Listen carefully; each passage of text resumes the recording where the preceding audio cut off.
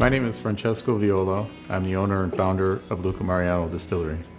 My nonno, which means grandfather in Italian, his name was Mariano Viola. He and I had a special bond with one another, and so I learned how to make quality bourbon from my grandfather.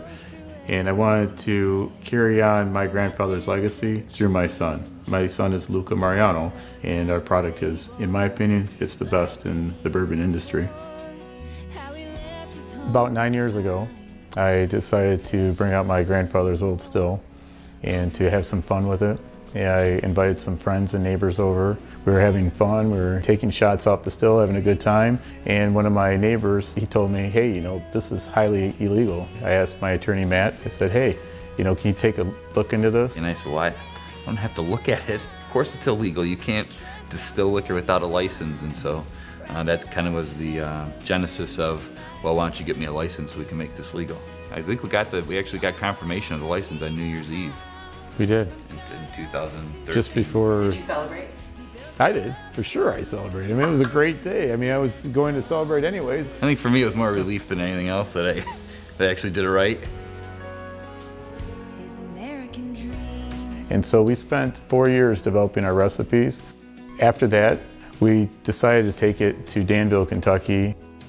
The best bourbon can only be made in Kentucky. The aging process is perfect. It just gets cold enough to bring it all the way down into the 50s, but then right at the sweet point, it starts to bring it the temperature inside the barrel back up to however hot that summer is. And so that's what you need. You need to have all 4 seasons, but you can't have it get so low that the aging process stops. And in most cases in Kentucky, that aging process still continues on in the winter months.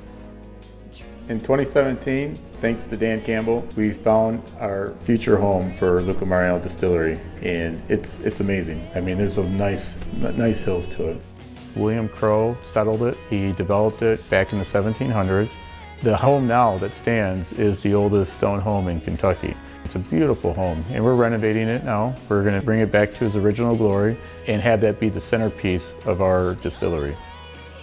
In order to have a successful product, you have to work with the best ingredients possible. So we have a personal relationship with our farmer, and we make sure that we only receive the highest quality grains. The wood is aged for 18 months before we even assemble the barrel. That softens up the hard, oaky taste.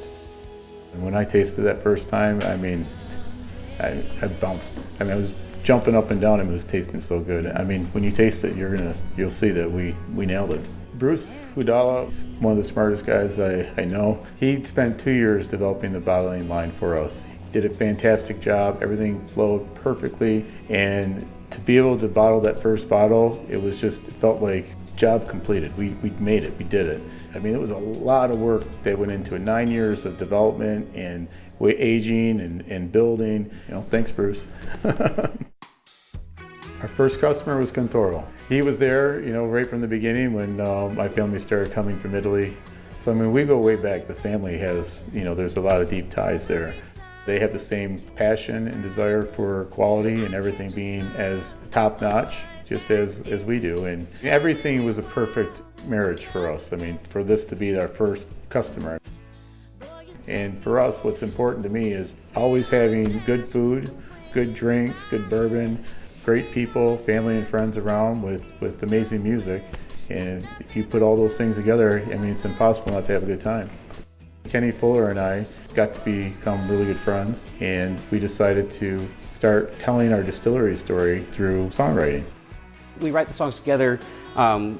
Then he's been developing the bourbon and stuff like that. I go put the Nashville touch on it by getting the top musicians in town on it. Frank West, he was on last season of The Voice. Rochelle Lene, she's already a well-established country music artist. We were very fortunate, and we feel that we're lucky to be working with such great talent.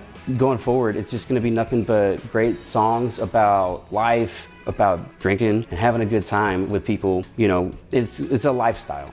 I've always told the band what we're all about is good times with good people drinking great bourbon. That's exactly it. We have 6 bourbon recipes and 2 rye recipes currently that we've developed.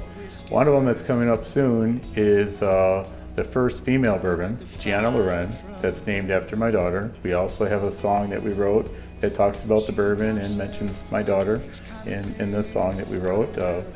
Frank West sings it. It's beautiful song, and the bourbon is fantastic. We've each and every one of us have put 100% of our love, dedication, passion into building our bourbon.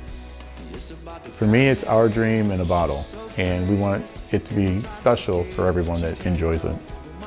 Cheers. Cheers.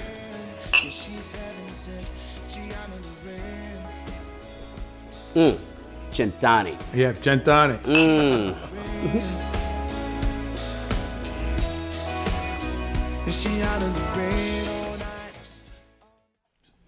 Gentani. Cheers, man. Why can't you say Gentani? You say it all the time, man. I say cheers, man. That's what I always say to everyone. You gotta say Gentani. All right, We're all coining it. We're okay. All right, I got it. All right. Okay, Gentani. I love it. All right.